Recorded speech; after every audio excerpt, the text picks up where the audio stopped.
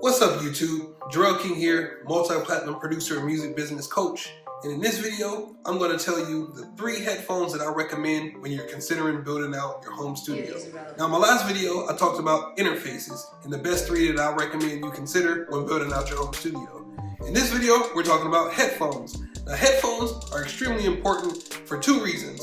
One, you're going to be using those a lot, especially if you live in an environment where you can't really make a lot of noise. Maybe you're in an apartment, or maybe you live with other people like friends, family, significant others, or whatever, and you just can't make a lot of noise, especially if you're going to be recording late at night.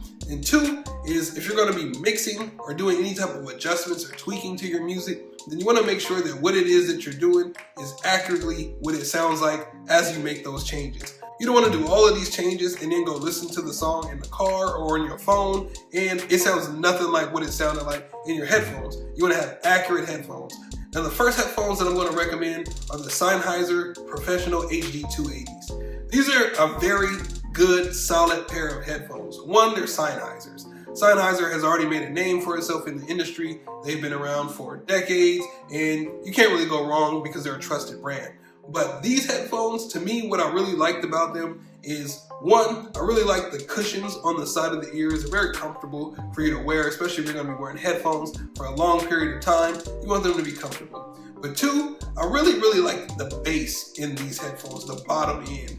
The headphones themselves are rather clear and crispy. They have a nice bright top end. The mids, to me, aren't my favorite, but I do like the way that the bottom end and the highs sit with each other. Because if you're making music and you're doing something like hip hop or whatever that has a lot of bass in it, then you want to be able to hear that bass. And you can't always find good headphones that'll give you an accurate idea of what it is that the bass sounds like. And especially because bass is such a low frequency, it's already hard to hear. And that's why it's easier for you to hear bass when you're in a car, or if you have a sub or even some monitors with a very big subwoofer, so that you can hear the bass and so that you can feel the bass. But outside of that, I really liked using these headphones. I feel like they could be a little bit better when it comes to the accuracy of what it is that you're hearing, especially if you're going to be mixing, because you want your mixes to sound like exactly what they sound like in the headphones on any other device that a person is listening to music on. So that's my only thoughts on this. If you look at the reviews here, they have 4.6 stars out of 5, and they have over 11,000 reviews. So that says a lot, and they're $96. And if you know anything about music equipment, and like I always say, you get what you pay for in the music industry. If you go the cheap route and get a cheap pair of headphones, you're also going to get cheap quality, and that's not going to do you any good when it comes to what your music sounds like. Because you want your music to sound high quality because you want to be a professional, and professionals have high quality music. You're competing with the best, therefore you got to use what the best use.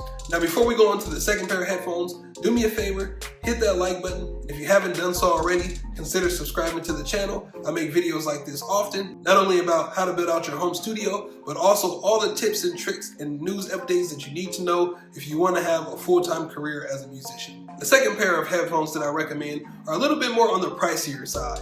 These are the Beyerdynamic DT 990s. These are definitely some very high-end, top-quality professional headphones. If you go to a big studio with, like a big SSL board or a Neve console, there's a big chance that you're gonna find a pair of these inside the studio. Me, what I personally like most about these headphones is how big the actual headsets are, where your ears fit in. My ears kind of poke out, so I really like headphones that allow my ear to fit inside of the headphones, because some headphones, they might be a little smaller and they press against your ears. And after a few hours of being in headphones, especially if you're, again, working late at night or working with multiple people and you have to be in headphones, or maybe even the microphone is in the room and you're recording somebody in the room instead of them being in a booth, so you both have to be in headphones, you don't want to have headphones that are just like squeezing your head and pressing up against your ears. It can be uncomfortable and no one wants to do that for 5-6 hours in a session. They're going to need to take breaks. These headphones are very comfortable. The material on the outside is very soft, and then on top of that, they sound amazing.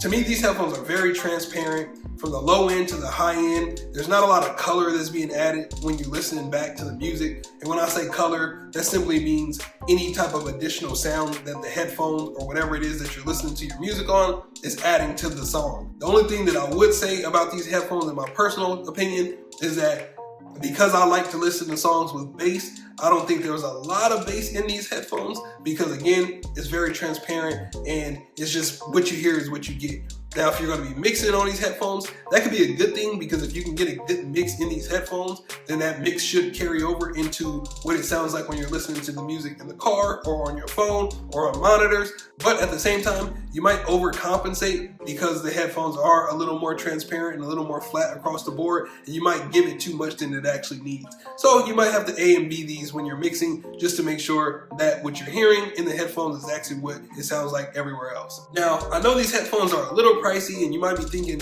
wow, $160 for headphones, but that's what it costs to be a musician. Being a musician is not cheap. To spend money on music videos, production, beats, photo shoots, marketing, and everything else that goes into it, equipment, it all costs. And if you're not going to be making any money back from what you're spending, then it's just an expensive hobby. And that's exactly why I created my coaching program, The Full-Time Musician, which is an online digital course where I teach you from beginning to end, step by step, everything that you need to do and know to be able to not only fund your business and invest in musical equipment, but also all the additional steps, tips, strategies, business approaches, team, and everything else that's required for you to be able to eventually quit your job and make music full time. So if that's your goal and that's something that you want to do, I'll leave the link for that below and you can enroll whenever you get the chance. Now, my third recommendations for headphones are my favorite headphones. These headphones are none other than the Sony MDR 7506s. I personally love these headphones. I've had multiple pair in the past and I have multiple pair currently. It's one thing to use these headphones to record, that's great.